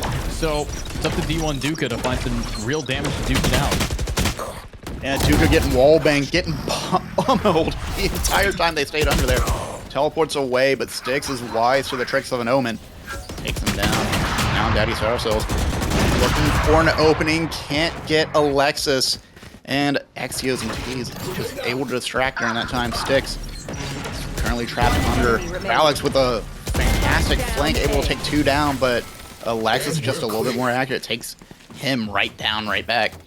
Yeah, Alexis, great aim here, and that is going to be an op now in the hands of them. So defense was able to actually take a round back. So even though we saw a huge momentum boost for the side of MimicGG, it eventually, you know, got stopped here. We are having some ultimates now for the side of NE to really start dealing the damage back towards them. Toscree has their ultimate to try to re-hit that momentous push that they had earlier. But of course, it's going to be a very back and forth round. But look at this, Toscree actually not buying is going to rely heavily on the knives here, and they had 4,800, so they must be saving up for an op or something here, because this is a very greedy play to not buy a weapon, instead pop an ultimate. I mean, it's debatable whether or not it's good to use it or lose it. I have to imagine Toscree's feeling very, very confident, but Senzi's just better. Takes down Daddy Cyrus, Duca able to take down Phalanx. Toscree's on site, but doesn't have the spike in the moment. Has to scout around. Currently, Spike being defended outside of A main. Trying to get to Diduka and Alex, but Styx can't get. Oh, NZ quick shots, taking down Osu, Toskari, and Daiduka helping out on the reload against Styx. Wow. Takes that match back. I mean, they took that back pretty quick there. I mean, what we just saw from this is a flawless round. And why was it flawless, you might ask? Yeah, I believe that it really just came down to positioning. They had 4 people go cat, 3 people go cat, 2 people go down main, and they just gave them the bomb there. Unfortunately, they were not prepared for D1 Duca and Sinzi to be able to just rack up some kills there. And that's why they were able to 2v5 the entire map. So that is not a good round for MimicGG. And although they had a decent lead, they pretty much all but lost it. Here we go, though. We're seeing attack now pop an overload. We're seeing Styx now try to run it down. With this null command, they might be able to get the site, unless D1 Duca and Sins, they're here for it. Even more damage, leaving only 1 remaining. Phalanx down mid, and down they will fall as well. Now, Ice, I gotta ask, are we gonna be seeing Mimic be able to bring this back for a 3rd time? I mean, I'm kind of looking at the scoreboard right now. There's a little bit of a formula going on here, and I imagine Neons are going to be able to hold on for 1 more round, but Mimic could be able to come back, but they got to play a little bit smarter, and they have to check their corners. That was just an unfortunate just focus towards the generator for that push. Cost them a lot. Daiduka able to pick up 4 very nice kills. And I'm hoping Styx can be able to stand out a bit more. Right now, a lot of these knives and flashes have been coming on clutch to get these assists, but I think it's going to need to put a little bit more on for the team. Just a little more accuracy. Just like that, just shooting through the smoke, getting Daiduka. And now Toskari's going to push up to heaven. Goes towards the window. Both Killjoys have popped ults. And a chance. Taze! Patience pays off. Toskari was waiting for someone around the corner, but could not take down. That's 3 detained, though. It's all up to Taze to try to back up his entire team. Styx is on the hunt, though, and unfortunately Taze is down, but it buys just enough time for them to get their guns out. But unfortunately, guns out, still pop down with the flashbang. That's Phalanx running another one. It's all up to Sins here in a 1v3. 1, but not 2. Only 2 in total, and that is going to be another round for MimicGG. And if Mimic knows how to use their namesake, they might be able to take this if they just put in 2 more rounds like that. So they have to be feeling a little bit of pressure, but it's got to be familiar pressure. And right now, it's whenever they need someone to step up, clear sight, or get some picks, they've had different people be able to do that. Styx and Osu right now have been very effective on the utility side. Phalanx, fantastic kills as well, very accurate when they need to be. And Toskari just so quick, so snappy on the offense, just immediately taking sight over. And of course, right now to use the Odin strat on the wall. Taze takes down Toskari. That's going to hurt them in the long run. Styx gets a pick on Exios. Now is waiting outside market. They can't tell they're staring each other down. But Alexis is waiting.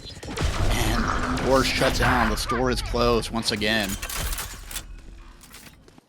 Door is shut here in mid. It's another kill down, a double actually for the total Phalanx, and they are just mowing these players around. But that's D1 Duca being what he can do, getting another pick onto probably the biggest person trying to threaten their team.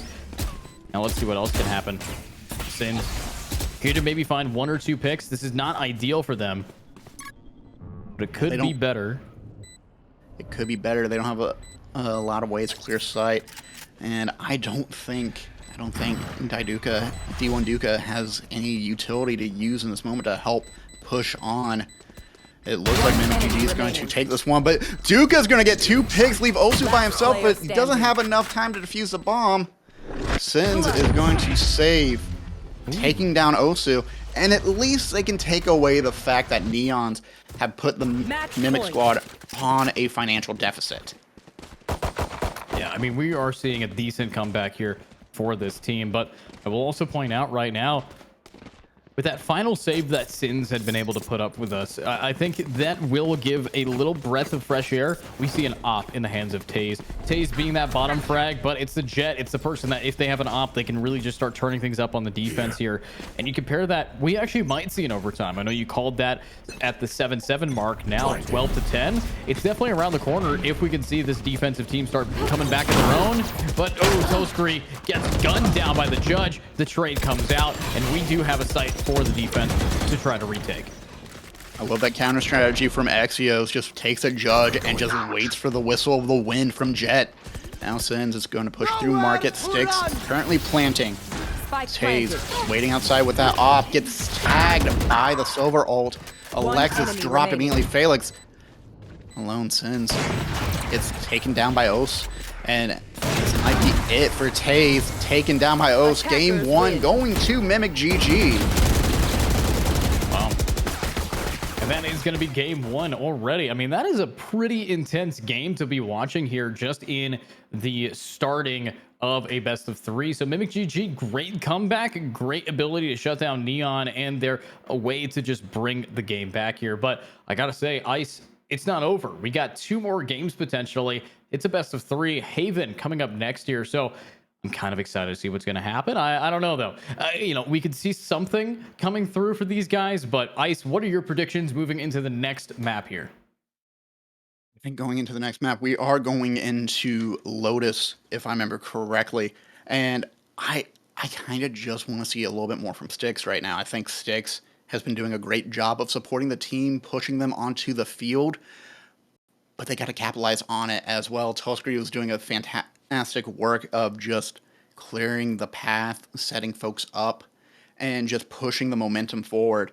And I think they have a great idea of just all putting as much pressure onto one site as possible. And I think if they can, I apologize, that's MimicGG doing that. If Neons can shut down that push, that's going to be the difference maker for them. Yeah, and Lotus being the next map is one of those maps that it's not really solved yet. It's definitely not like Ascent where you have a lot more practice on it. So we'll see what happens going forward, but we will be right back in the next map here of Lotus. So stick around, everybody, as the game 2 is just about to heat up.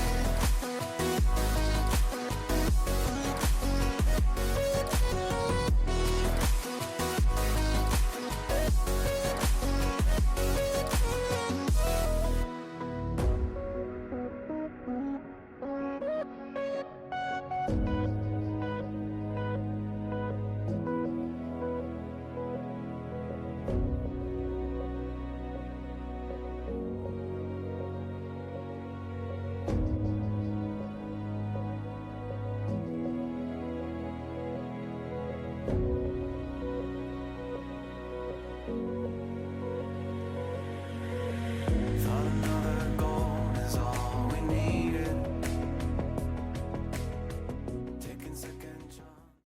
And welcome back, everybody, to the Frost Esports weekly event here in Valorant. We're at week number 59, finals, with game 2 underway on Lotus. My name is Edju. I'm joined by Ice Cold Brew, and we're ready to have some good times cometh with Neon versus MimicGG. That's right. And in the last match, we saw MimicGG overpower Neon, especially on that defensive half, on the offensive half, I should say. Just, they were playing extremely well, just taking them out left and right. And we're just a bit more accurate, a bit quicker on the offense. And just, it felt like Neon at that later half were struggling to figure out a game plan on the defensive side. Yeah, I do think that we were expecting a little bit more gameplay from that second half, but they just never really came. And I think that's where you're going to be seeing a lot of issues for these players. And unfortunately, that's going to be, not ideal if you are on that side. So now moving into this next round, into the map of Lotus, are we going to be seeing MimicGG take it 2-0? We're going to load in, find out what agents they know how to play, because sometimes they might find a few, or are we going to be seeing some real DPS cometh here? I am hoping that we can see somebody lock in that we don't see very often on this map. A Neon in the hands of Neon's Taze might be something different. Who knows? Yeah, I like the idea of Neon. Of course, I would love to see Sky on here. Sky is very good for grabbing information on the map. The flashes are especially useful. There's a whole lot of open space to make that work. Sins might be, instead of going Killjoy, might be looking at Omen right now. Alexis is locked in Sky right now. Taze is still holding off, just waiting to see. Duca already put in Omen. Meanwhile, over on the MimicGG side, we have Toskri as Raze. We have Styx as Gecko. Felix is going with Old Reliable of Killjoy. Same with Daddy Soursills, and Osu is now coming out as the Jet on this one. Okay. Not a terrible team composition in my opinion. I think that they are coming in with a very valiant strategy here with a single smoke agent for the side of attack. Now, MimicGG, they've proven themselves to be quite powerful on Daddy Sourcill's Omen, but double controller is just the meta right now. And both Neon and Viper here, in my opinion, can just wall off something together and have a great entry point and save the Omen for later, or vice versa. You have so much potential to create space with this Neon. You have an amazing aggression with that Neon, and then you get a combo it up with the Sky for info.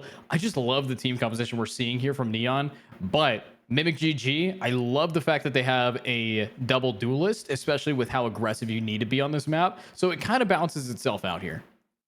Yeah, and they can play very aggressive in their own right. We know how fast Toskri can play, but now with them as a Reyna, they're going to try and clear entry with some flashes, and having Osu come in as a Jet, that's going to be something to be aware of. I'm wondering if Taze and Sins will be able to slow them down as they push onto one of the 3 sites.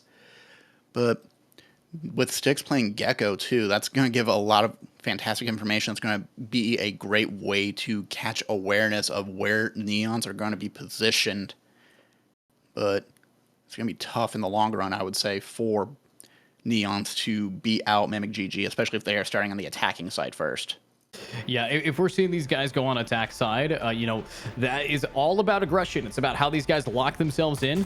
But I'm hopeful that we are going to be seeing something better for the side of Neons early. I know that they had a strong early game, but they kind of lost it halfway through. So I wasn't exactly happy about that, but we'll see what happens here.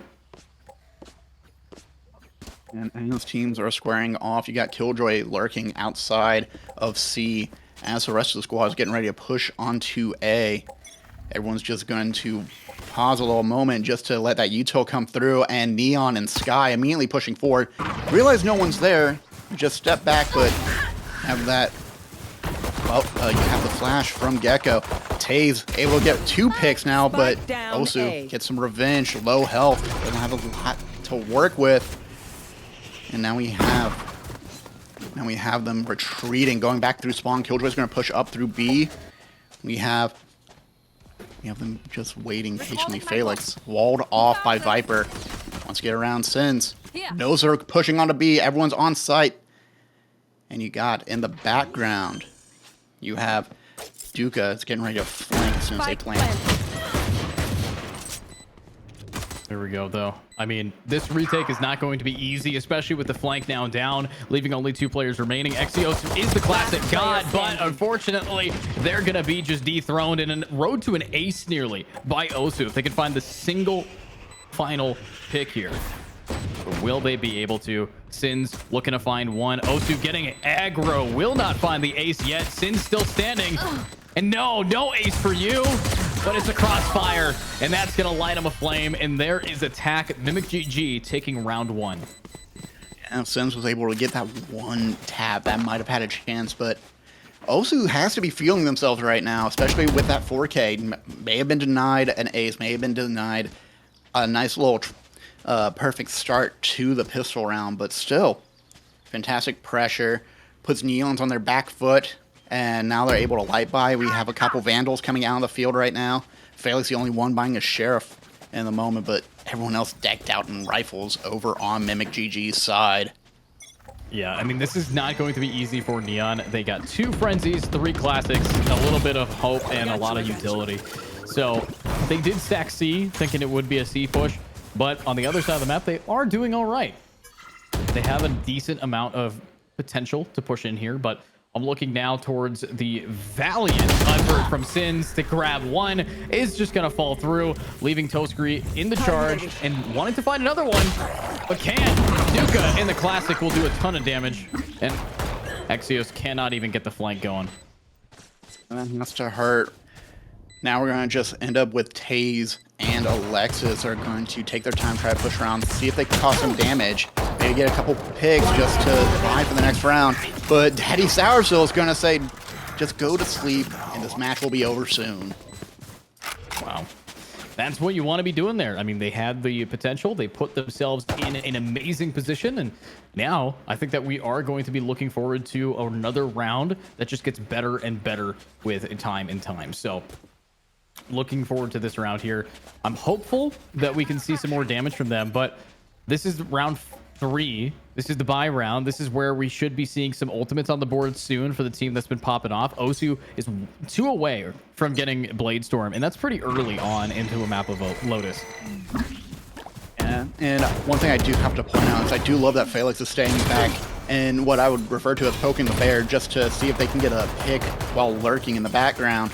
As everyone else on MimicGG are pushing onto site, you're going to have Styx picking up an ult orb, and they are pulling out. Seems that Felix has called for an audible, telling everyone that C is currently clear. Everyone is pushing out. Felix trying to battle against Taze. Can't get the Sheriff to work in order. Taze taking Felix down. Wow, I mean, just taking him down one tick at a time. And that's going to be putting a lot of pressure on him. Exios, though, getting pushed out. It's still going to stand, though. Takes out Styx. A very aggressive Gecko will fall, but even in postmortem, Wingman's got a duty, and that buddy's going to be able to get the bomb planted. Exios needs to find some more frags here. They've taken out 2 players, but they have 3 more to go and a bomb to defuse. It's not going to be easy, but Exios makes it look it. That's another one, and that's the end of the round. Beautiful job.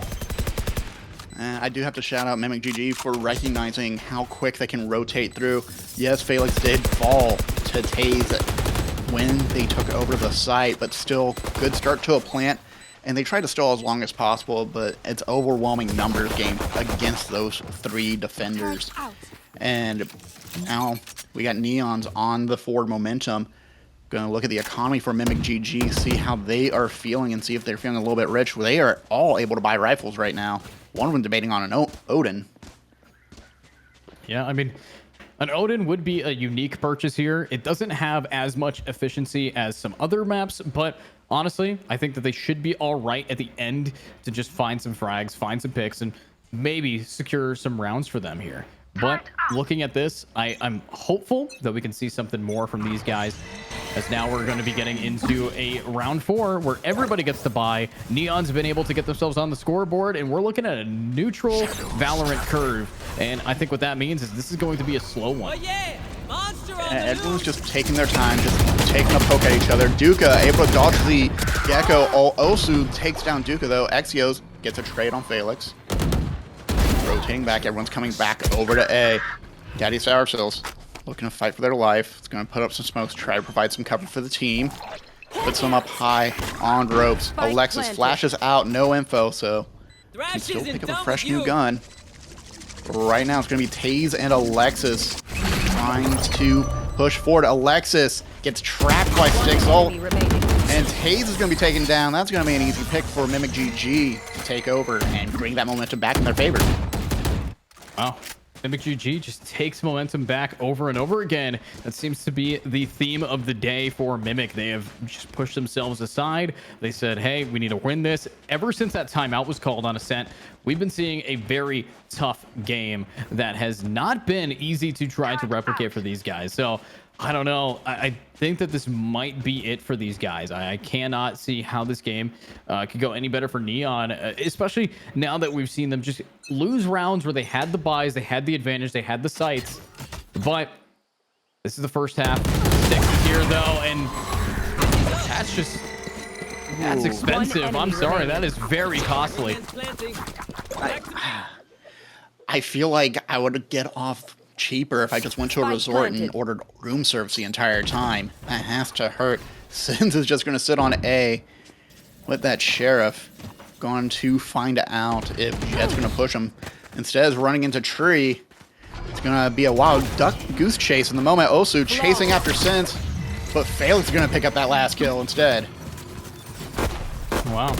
Flawless again. I mean, these guys are just collecting rounds. They're not even taking them the slow route. They're not doing anything methodical. They're just going for it. And that is admirable, to say the least. But what I need to say more or see more of is how these guys are going to be able to rock and load for the next few rounds, as this has been just a massacre on the side of Neons.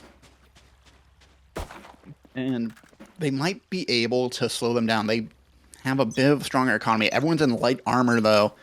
And against all those Vandals, I don't know if that's going to help out a lot. Killjoy once again. I apologize. Felix once again outside of C, waiting to see if Taze and Alexis will push through and try to get that pick waiting behind the mound. Felix going to poke through the smoke. Flash by Alexis. Taze tries to get a pick on Felix. Can't take them down. Felix playing around the Rosie. Gets Taze. Gets traded off with Alexis. And now heading back over to the B side. MimicGG pushing forward. Tosprey is flashed. Alexis trapped behind the door once again. Axios gets dropped. Neon's not holding down defensively. Alexis is going to try again, get Tosprey on the door opening up. And there is a chance for Neons to take over and get around back.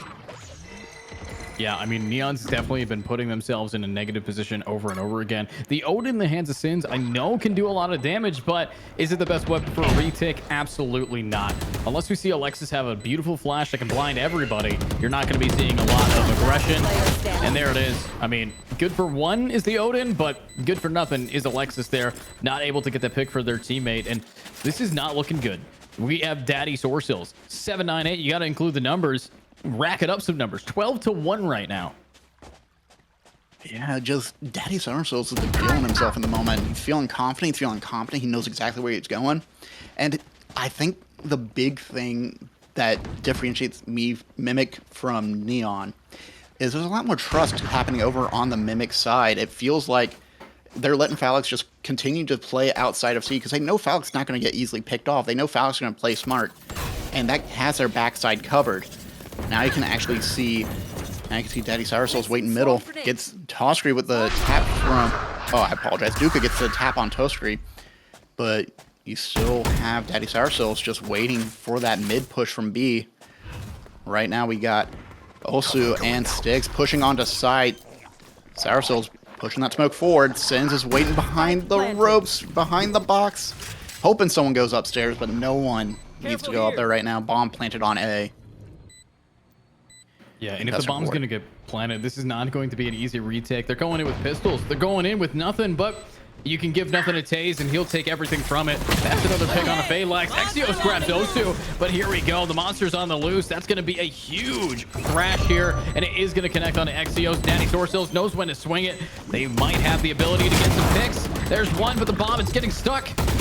And as it is half, this is not going to be easy, but Styx is still rocking up the picks.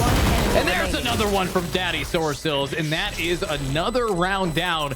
6-1, and this Omen is feeling himself and unstoppable. Daddy Sour Souls just doesn't need to know, doesn't need to see them, just needs to hear them. Sprays down that smoke, takes this round away when Sins was just at barely a pixel away from defusing the bomb. Immediately gets shut down, but maybe this round will be different. Neon's finally able to buy some rifles, and you got Sins with an operator as well. Sins is going to be sitting over outside of C, just waiting to see if anyone peeks, but no one's coming this round. Yeah, it's not looking too hot, not looking too easy.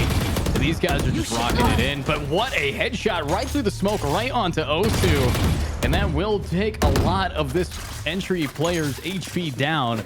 And hopefully they are going to be able to make it work. D1 Duca grabbing a pick down onto one. But it's the lockdown that will find a nice clean site B. And B being the easier one to retake. Are they going to be able to be aggressive to take this? Popping an ultimate though. Alexis is caught out. Flashbang onto Phalanx. But Phalanx doesn't care. Just tanks the bird and gives him the bird. That's a one tap down. And this is going to be a 3v3. Hopefully we can see these attackers try to get this bomb planted somewhere, and it will go to A. But wait a minute, there's still a Viper on this site. You can just see Exio waiting for that ult. Daddy Sour Souls, finally the magic is gone and the spike is down on A. All Exio needs to do is just stall for 35 seconds and make sure at least one of Neon's squad is alive. 30 seconds left. Exio's falling for the table. Sins gets a pick on Phalanx, and now it's just Styx all alone going up the stairs. Doesn't see Duca, but reacts faster than he can. Able to take him down. Now trapped in the smoke from Viper. Takes down Sins. 1v1. Exio's is feeling the heat in this moment. 10 seconds. Styx gets a pick. Styx all by himself. Clears the site, clears the path, and shows that MimicGG will remain dominant. Thank you very much. Jesus, that was not supposed to go like that. In my fondest opinion, Styx just got an insane 1v3 clutch, and that was a round that Neon desperately needed. So I gotta ask, how is your mental right now? Where is a timeout? That was a round that you were teetering on success. You had everything looking your way, and it was just sold, all right, with the coupon code MimicGG. I mean, these guys were here for it. I was gonna say, I don't think it's in my script that Styx was supposed to pop off like that, but pop off he did. And yeah, I am shocked Neons haven't taken a timeout right now trying to cool them down, because they are on their way with MimicGG. Also already on site. It's gonna walk around. Gets a pick on Alexis on the blind side. Exio trying to come through spawn. Osu is now feeling themselves and wants to get their own, get that ace back. Is one away, just needs to find Sins. Sins peeks out and drops Osu. I believe back in round one, Sins did the same thing. Is that right? Yeah, I mean, Sins is definitely here for it.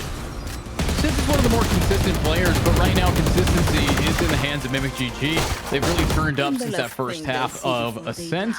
And now on this map, I could tell they don't want to have any falters. They want to take this quick. And Sins has been consistent, but we need the rest of the squad to be consistent as well. Exio's in the previous round was able to hold down A side after dropping Daddy Sour Souls, and that kind of hinted towards the momentum shift. But now 6 rounds in, MimicGG still remaining on top. There's only 3 rounds left, and they don't have a lot of economy to work with, as they are now starting to push C once again. And in the background, you have Phalanx just going to there. There's a thrash on Exio's. Exio's trapped just before they can get to cover behind the wall. Osu takes down Exio. Gets another on Taze and another on Alexis. Has plenty of knives to spare. Is trying to locate Sins. Trying to get that payback for denying that ace. Wants that 4K at least. Misses all the knives. Sins is the kryptonite to Osu right now. Osu just can't lock in on Killjoy's head. I mean, Killjoy's head is very pompous, but something about Osu's aim is just being deflected. However, it doesn't really matter at the end of the day. You can whiff all the shots in the world. You're still up 8 rounds and winning the round that you whiff those on. So honestly, this is not looking too hot here for the side of Neons, but this is only the first half. We've seen comebacks before. Hell, I've come back from an 11-1 before. Is it possible? Maybe not. But can it be done? Let's see. At this skill level, anything is possible, but I'm wondering about that mental game right now. Taze taking down Osu, Alexis taking down Daddy Sour Souls. You know what? Mental game perfectly fine. Duca taking down Toscary, and now Styx has to run all the way back over, trying to get to Felix. Felix getting picked off, getting chipped away by that turret. He's going to sit and spawn, anticipating someone to be there, but no one's there in the moment, except now Axios gets taken out by Felix, who's lurking, ready and waiting. 2v4. I don't like their odds for MimicGG, but they have the momentum, they have the confidence in the moment. Yeah, and they also have gotten spotted, though. Styx is here. He's gotten a huge clutch up before, but can he do it again? Will walk right into crosshair level, but Sins is there. Styx, you're not going to clutch a 1v4, and that is a second round on the board for the side of Neon. So, with Neon's now getting another one down, I can tell their mental is not shot. They are still in this game, and the BMing coming out, the teabagging. That's crazy to be seeing guys put the T's to the bags if you're going to be playing like, but that's my opinion. Hopefully we're going to see them start winning more than 2 rounds and a half as we are moving into the last round before the swap. And I think for the last round, if they can do a repeat of that previous performance, I think just playing super aggressive worked in their favor right now. You see a lot of folks stacking up over on C. You currently have Duca waiting on B. He's probably going to peek out first and face off against Felix. And you got Sins just trying to hold down A, and it's going to hold for as much time as humanly possible. 3 of them already pushing through, and Felix wins the gun battle middle. Now stepping back. Doesn't know that there are 3 coming forward. Osu in the molly. He's getting shredded in the moment. Alexis takes down Felix, and now that squad of Neons is coming out through long A. The only one not going is Axios, who's cutting through B. Is going to try and help out Sins. Osu out, gets taken out, checked the wrong direction for Sins, and has to pay the price. There we go. This lockdown is massive. It's going to scare everybody right into 3, but it's all up to you now, Sins. And Sins manages to stay alive, getting the pick, but the lockdown's down. They were too focused on one player, and now they're going to have to be playing from another side of the map. That's right. They're moving on to attack with a 10-2 scoreline here. Now, this is a lot of just dice on the row here. They've been rolling slow. They've been rolling low. They need to start finding some picks, because I think that we might just see this go into a 2-0 sweep, as MimicGG is only 3 away from taking the entire series already. And if I was MimicGG, I would not take my foot off the gas pedal right now. I would just capitalize on as many opportunities as they can. We have a 3-stack over on C. You have Omen waiting outside of Link, just waiting for that door to drop. And you got Styx on A. He's going to try and lock it down, slow down, get some information with his flash. But in the meantime, it seems like Neons are going to push it straight down the middle. No walls to slow them down. They don't need to worry about much. Taze is going to go forward first. You got all of them pushing forward very silently, very carefully. Everyone's rotated off of C. They have anticipated the B push. Also in Toscary, getting a pick on Axios and Alexis. Duca takes one down, but Soursills gets tased. And now they can't plant the bomb. Bomb down on site. Toscary gets a pop on Sins. Duca, last one alive, can't hold off against 3 lines of fire. Wow. Wow, and that is the pistol round down. That's where we're going to be seeing these guys holding it around here. D1 Duca says London with 0 context. I have no idea what that means, but he mentioned something British, so I don't like it. But 2-11 right now. And this is not going to be easy. This is not going to be something to win it for. But do you think it's possible, Ice Cold Brew? Honestly, I think that the entire charge against Neons has to kind of shatter their mental game. Sins was, I think, one of the few people able to get a kill. I'm not a believer of Neons, but they are more than welcome to prove me wrong as they push C long. You got, Toscary and Osu taking 3 down very quickly. Osu pushing faster and faster. Duca with the 1-tap. Sins with a 1-tap. 2v3 in favor of MimicGG. Wingman coming out from Styx, and they're going to drop. That's going to be 0.12 in favor of MimicGG. Wow. Now, putting us at this round, match point. one away and you take a $70 cut. I mean, losers get $30. That pays for maybe like half of a Domino's pizza. So with half of a Domino's pizza on the line here for them, I can tell that they're okay with throwing the game. But let's see what can happen here. You know, hell, they might even be able to get a nice brownie at the end of the day. Who knows? You know, I was about to say they could get a value menu from McDonald's, but unfortunately, that's more than the cut $30 is going to give them. You got that push coming out from Neon's, but Taze's flash, Exios' flash, they can't see through that paranoia. Daddy Soursills facing off against Duca, against his mirror, gets knocked down by Sins after taking that victory with a Bulldog. Now they're going to start pushing through long A, but you currently got MimicGG pushing behind you as well. Osu and Tuskry about to push forward, find Alexis, takes one down. Taze takes down Tuskry. Osu fighting for his life, but Exio's going to get that pick. Felix drops Sins, Taze drops Sticks. But in the end, Taze remains supreme, taking out more and more from the MimicGG side and keeps them alive for just a little bit longer. Oh, yeah. They're going to have to keep alive for as long as possible, as it's already match point. You're going to have to win 9 in a row.